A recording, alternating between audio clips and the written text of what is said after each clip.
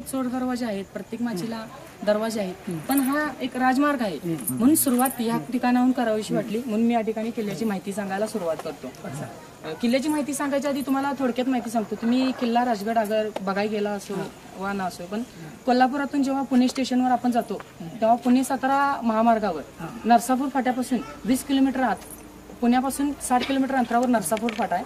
हा देवीचा एक कौल समजायचा व त्या अंड्यांच्या वापराने त्यांनी या ठिकाणी या 3 माच्यांची निर्मिती करून या गडाला एका राजाच्या गडाचं किंवा राजधानीचा आकार दिला.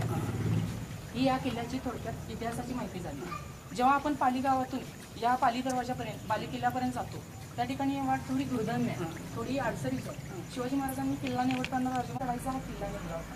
आपण जेव्हा हा किल्ला बाहेर जातो तेव्हा आपण स्वतः तुम्ही अनुभवला असेल की याची चढाई कशी आहे. महत्त्वाचं कारण आहे की पाली या गावाच्या नावावर या ठिकाणी या दरवाजाचं नाव पडलं. पाली दरवाजातून सिंधुदुर्ग असो, जेव्हा आपण कोणत्याही दरवाजातून आत जातो तेव्हा मुख्य किल्ल्यात आपल्याला एंट्री होण्यास किंवा आत जाण्यास पण जेव्हा आपण डाव्या हाताला वळतो तेव्हा ते शिवाजी महाराजांनी बांधलेल्या एक कौशल्याची निर्मिती आहे की आपण आत गेल्या गेल्या शिवाजी महाराजांच्या किल्ल्यात पोहोचतो. या ठिकाणी राजवाडा शिवाजी महाराजांचा या ठिकाणी राजवाडा आहे, ज्या ठिकाणी फक्त सभा किंवा सभामंडप या ठिकाणी घेण्यात येत होती. या ठिकाणी सदरची निर्मिती आहे. सदर म्हणजे काय तर सभामंडप.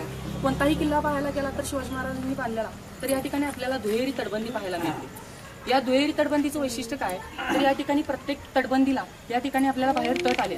आता बसतो की जेव्हा आपण आत किल्ल्यात पोहोचलो मग समोर भिंत कोणती आली असा त्याला एक आश्चर्याचा धक्का बसतो आणि ती म्हणजे या ठिकाणी आहे ती दुहेरी तटबंदी. आणि जेव्हा शत्रू आत येतो तेव्हा ह्यातून माचीवर जायला वाट आहे पण ती वाट एकदम बारीक आणि त्या वाटेतून जाताना एकतर त्या तलवार म्याला ठेवून आपल्याला आपण म्हणतो की त्याचा जीव नरड्यापर्यंत आलेला असतो. पण तिथनं पुढे जेव्हा आपण या माचीवर येतो तेव्हा या ठिकाणी आपल्याला अतिशय दुर्दम्य असं युद्ध कौशल्य दाखवण्यासाठी या बुर्जांवर एकावेळी अनेक लोकांचा मार किंवा असं जबरदस्त सुखाने आम्हाला या बुर्जांवर करता येत होता म्हणून या बुर्जांचं नाव घेतलं. या ठिकाणी तुम्ही कोणत्याही माचीवर फिरा. दुसरे म्हणजे सैन्याचा पाण्याचा वापर, पाण्यासाठी त्याचा उपयोग करता येतो. आणि दुसरी म्हणजे व्हायब्रेशन किंवा इकोची जास्त हे न कानाला त्रास होऊ नये म्हणून ती या ठिकाणी खोदीव टाक्यांची निर्मिती केली आहे.